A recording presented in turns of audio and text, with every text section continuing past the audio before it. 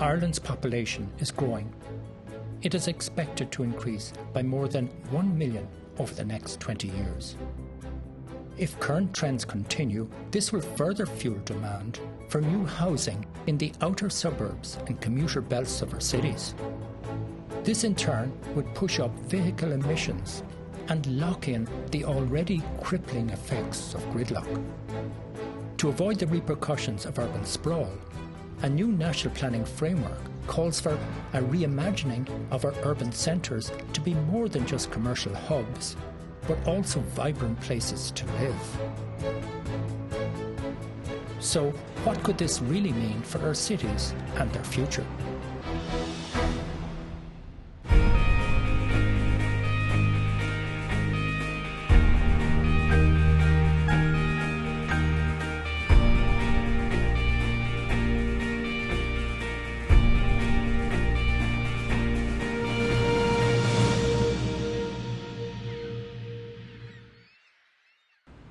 For many thousands of years, the density of cities have made them the primary engines of innovation and economic growth all over the world.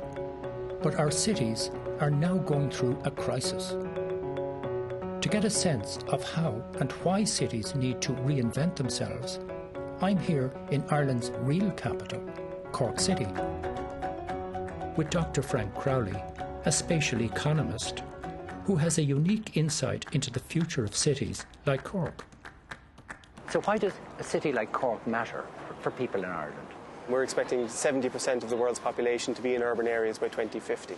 So it's important that we start to get city making right in Ireland. So Frank, if we look at Cork City relative to European cities, we're doing quite well because we've attracted an awful lot of foreign direct investment. Key weaknesses, I suppose, of our provincial cities is indigenous industry, for instance. And if we look at other types of cities throughout the world, what's extremely important is having a strong indigenous company base. Entrepreneurs want to set up in kind of very livable type of environments now. This is a new model for them. They want to have a good mix in terms of the work life, but also social life, and a good balance. So the types of things like congestion, spending a lot of time in traffic, happiness-damaging type of activities are going to be a drag on our competitiveness and future growth. Obviously, housing is important too. If we look at our city cores, there's really a lack of planning for families. We need more family-style type apartments and developments. We need more green areas. We need more playgrounds. But also it needs to be more inclusive. It needs to be affordable. We have sprawled out. So we have this problem that's there. And obviously we can see it on our roads now, the massive amount of congestion. Are we still putting too much emphasis on facilitating the car? There's a planning architecture in place. It's not by chance that this has happened. We have decided that we're going to have a satellite town in such and such a place with a population of 20,000 people, and these people will commute to a segregated workplace.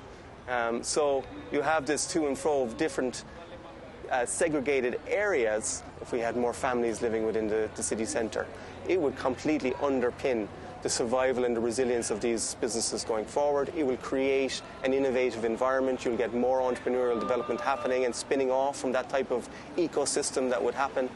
And these are the type of aspects that we need to be thinking about in terms of Irish growth and Irish development and our provincial cities. But not only that, are also our regional towns and our villages.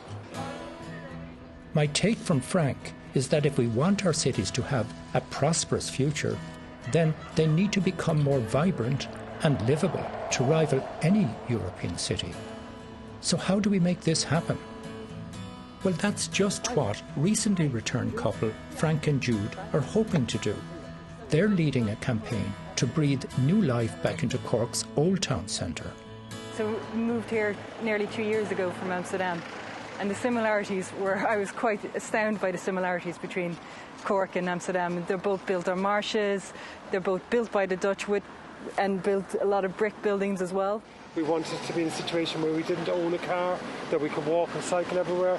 So we started to explore the city. Yeah. And we were struck by the beauty, obviously, and the friendliness of the people. Yeah. But also we were struck by the dereliction and decay. As we walk from South Main Street to North Main Street, still in the historic spine of the city, you begin to see some of the dereliction. You see the crumbling buildings here, beautiful architecture, dating back quite a while. But you're struck by the fact that we're in the old part of the city, yet this dereliction has been allowed to happen. You know, why in the old part of the city, which should be protected, should be restored, people should be living here, have you got this crumbling architecture, which is an eyesore? And these are mostly privately owned buildings. Mostly privately owned. Yeah. And is it that they just can't afford to do something with the buildings, or? I suppose you're not questioning people's integrity or intentions. It's the results is what we're seeing. You know, we're seeing this is a result. There's no reason why an owner can't just sit on their land at the moment and speculate. So it really is up to the government to bring in those pressures on owners who take that approach, and then help the owners who actually do want to regenerate their properties and do want to bring them back into use. So it needs to be a mix of measures. And you know, all of these buildings could have people living in them. Oh, absolutely. I mean, you think for city living, I mean, if you increase the density for these streets alone, what a difference it would make. It would make a difference in terms of obviously people, in terms of travelling to work, in terms of supporting the retail, pubs, shops, everything really. It is a shame. And I think other countries seem to recognise the heritage value and the economic potential that can be generated from that. There's no doubt that Cork has plenty of untapped potential, but there's still lots of buzz on its lively streets. Under COVID-19 measures, Princess Street was shut down from traffic, so cafes and restaurants could trade outdoors. So tell me, how come this didn't happen before? All of us are entrepreneurs, and in a time of crisis, we always have to find solutions. I think the success of here is the diversity. So you can go to Claire's place, our place, or Salvatore's, which is Italian. People want to sit outside, they want to be on the fresh air. Especially a lot of people were locked indoors for many months. It's given us honestly a new lease of life. Long term, Duncan, this is something like that we will support the city with. It's great. It is. It's like going into, say, Paris or Amsterdam or any of our cities. Yeah. Magic. Outer city vibrancy, social interactions, and exchanging of ideas are some of the fundamentals of what makes cities great. But great cities don't just happen by accident, they're planned. And here in Cork is one of the best planning schools in the country. So this is a great opportunity to learn from an expert about what are some of the most important ingredients for good city planning. The reality is that the best planning ideas are very simple. So there's a really famous example in Scandinavia, this famous finger plan from Copenhagen, dating back to 1947. So there's a very simple idea that the city would simply grow in the form of fingers, and that the city, its centre itself, would be on the fjord, and that over the years there would be transport and service corridors along the fingers. Copenhagen has actually developed in that way. Copenhagen's densified city and finger plan, with the focus on streets are for people and green civic spaces, are some of the ingredients of why it's regarded as one of the most livable cities in the world. Dereliction doesn't exist in Copenhagen because of the demand for urban housing. And we could ask ourselves, can we do something like that for Cork? I mean, could we have a simple plan on one page that everybody could buy into? So a very famous plan that was drafted in Cork in the 1970s, 1978 Lutz Plan. The Lutz Plan focused development into the city core and satellite towns by maintaining a green belt around the city. While the Lutz Plan wasn't always adhered to, it did maintain a basic shape of the city. The green belt is the tool, the urban containment tool, which prevents the sprawl, but then gives each of the individual towns a chance to grow in its own right. So on the edge of the city, in the green belt, a temptation to eat up the countryside. And we know that it has a direct negative impact on the city centre itself and city life, especially if we develop at a low density. So this pattern, if it were to continue, would be a recipe for sprawl. And that's the challenge that all cities have to deal with. This resistance to sprawl into the green belt is the best tool Cork has for revitalising the city core. It puts pressure then on people to develop in the middles of the towns, developing the brownfield sites. So planning in Cork also has to look at the city centre itself. So there's a lot of urban capacity in the old part of town in terms of redevelopment, where we can reuse old buildings and find ways, imaginative ways, of reusing land in the city centre. For sustainability, we really need most of our new housing in particular to be on land that's previously used rather than on greenbelt land. So does the local authority's vision live up to the ideals of what the city could be? To find out, I'm meeting the Chief Executive of Cork City Council, Anne Doherty. As you know, Duncan, Ireland's national plan sees population growth across the country, but for Cork we're seeing the potential of increasing our population by 50% over the next 20 years. We're very fortunate to be able to support that population growth by having this amazing brownfield site here behind you, which is the Cork Docklands, one of the biggest brownfield sites in Europe, with the potential to accommodate almost 30,000 people over that next 20 years. Cork City is borrowing €700 million to help regenerate huge swathes of brownfield sites in the city centre, which is expected to leverage €5 billion of private capital that will completely transform the city core. Keys here and the city for the Docklands then to become what it really can be, a great neighbourhood, a place where people can work, where they can live, but also where they can recreate, close to the city centre. So I think that's the real genesis of the future of Cork. There is quite a bit of dereliction around the city too, and there is of course in Dublin and there's Limerick. I mean, it's not just in Cork, but we're very conscious that there's a lot of opportunity for the people to come back into the city and live in the city centre, you know, in those existing buildings. So you're right, there's lots of vacancy in the city. Historically, lots of older buildings. We have to look at how do we densify our city, and they are going to be hard conversations and hard decisions to be made, both by the elected body of Cork City Council, who will approve our development plan, but also for citizens who will have to engage that change. Cork Council's grand ambition to develop this abandoned industrial site could be game-changing for the city. But I feel Cork and all our cities will only realise their full potential when we find solutions to the dereliction and vacancy problems that plague our historic urban areas. With this in mind, I'm heading north to Limerick City.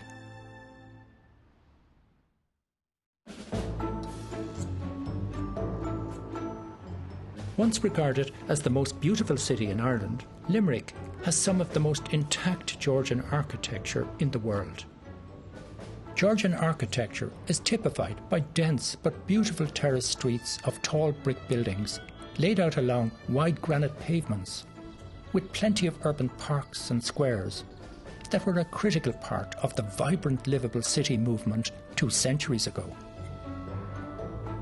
But today, much of Limerick's incredible historic core lies dormant and under-occupied. When you consider that thousands of city workers commute daily by car, you begin to see the lost opportunity. Cian O'Flaherty is the CEO of a new tech company, partnering with the council to find solutions to some of the obstacles holding back renovations of our heritage buildings. Limerick has one of the most integral Georgian cores left in the country. It's remarkably undisturbed in many places, but the vacancy rate over first floor can be 45%, and it can go as high as 60 or 70% in the higher floors. Up to 60% of these are unoccupied. Exactly, leading to vacancy rates that could house 4,000–6,000 people in the city centre comfortably, and it's prime real estate, right in the centre. You're walking distance from everything you'd need in the city centre. And you really hit the nail on the head of something that's been really very close to my heart for a long time. And, you know, where I feel in a way ashamed in Ireland that we have not been able to address this problem of dereliction in our cities, of leaving these wonderful Georgian and historic buildings fall apart, and at the same time denying people that have to make long commutes into cities when they could be living in these wonderful buildings. Why is it that Ireland is the exception, that we don't seem to be able to get this right? Yeah. Why is it that we have so much dereliction? I think what is it about our system? When somebody says, I'm going to make sure that we get a usable city, they face, without really realising it, once they acquire the building, they're taking on the challenge of politically managing your planning process, but also project managing your competing interests from your conservation officer, your fire safety officer. Some of your planning authorities might have something to say around the use of the building and what you're planning to do with it. And I'm not sure that many people are prepared for the length of time it takes to broker these relationships and these challenges. Incredibly expensive. So even though I'm using a building and I'm renting a building, I'm doing the bare minimum to keep that building in place, and I'm continuing to rent it out. And it's very difficult to encourage upgrades and very difficult to encourage the return to use of derelict or vacant spaces. There are a number of really attentive landlords and owners in the city who are extremely keen to make these buildings livable. But the difficulty that those landowners and those property owners face is the thicket of regulation and the tension that comes up when you're converting a historical building with modern expectations around fire safety, around building safety. In a Georgian building, that's an extremely difficult thing to achieve because you can't put neatly a second stairwell into this building. Absolutely. And fire protected. And fire protected. And so compartmentalisation would be between floors and between spaces within the floors would be vital to stop the spread of fire. And that fire officer may potentially say, unless we can get a second stairwell into this building, we're bricking up the fourth floor for use. It's not going to be possible. So, Cian, what can you do that can enable that solution to be overcome? What we're trying to work on is getting the building to report on itself. So if you can automate the monitoring of the fire safety in the building, you can use sensoring technologies to stream data so that it is possible to manage fire safety on an ongoing maintenance basis.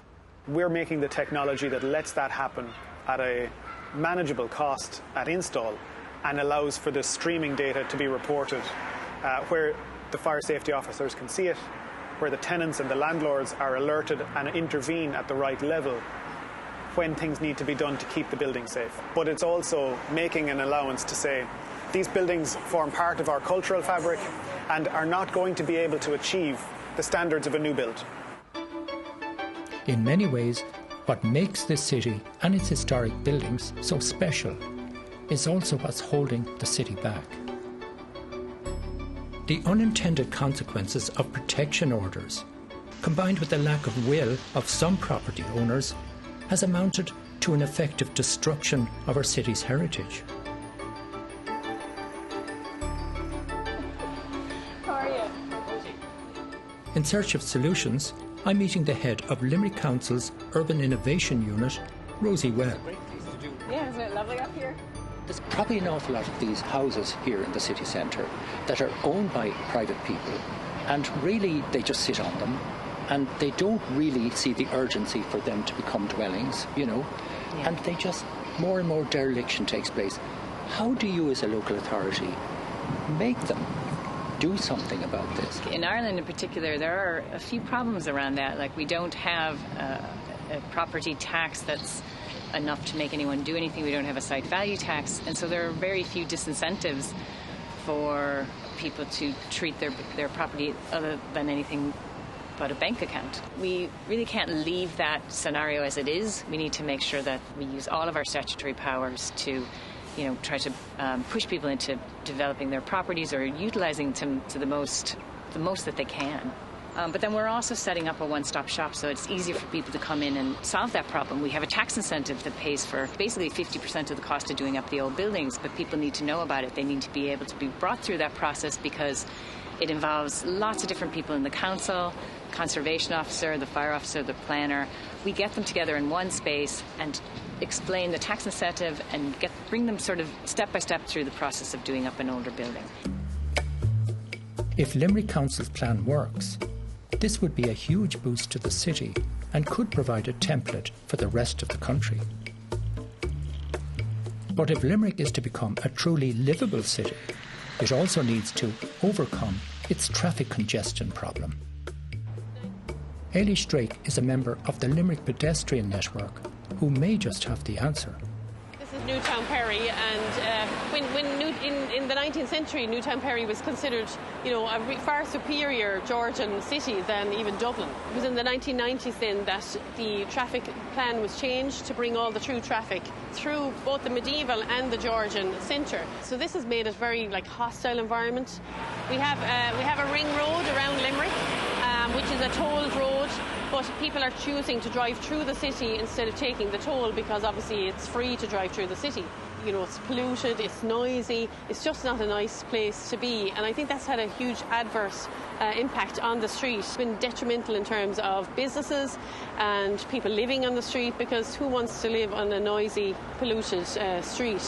What I feel in terms of the historic city centre is that we should be completely reducing the cars and traffic. And that is not pedestrianisation. That's basically putting people before cars, so that if somebody needs to get in, if I need to drop my mother into an appointment in the doctor in the city centre, I can do that. Eilish's plan is to use the grids of George and Limerick to create pedestrian zones where people can escape the noise and hazards of the traffic. She brought me to a small example of what this city could look like if her ideas were realised. Little Catherine Street brought in restricted traffic measures to improve the outdoor cafe culture. Isn't this a lovely street? It's fabulous, yeah. I bet you love being here. Oh, love it, yeah. Are there reasons, though, why they're not a lot more of these? There's a lot of polarised opinion about traffic and pedestrianisation in the city, and there are groups of vested interest who do not want to have more pedestrian space in the city because they want to be able to bring their car everywhere.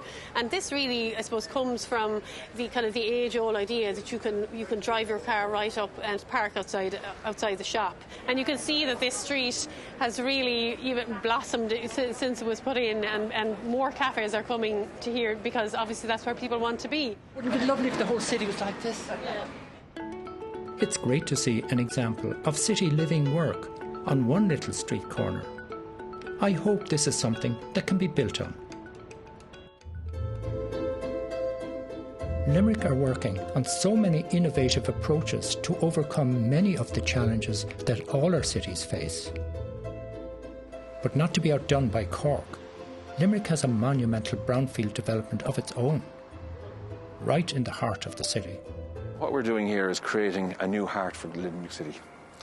Yeah, I'm a passionate Limerick man that's been born and bred here, and to see the site derelict for the last number of years, and now that we're building it new life, new culture, new restaurants, new public spaces, new amenities, a new library for the city, it'll just be fantastic for the city in the Midwestern region.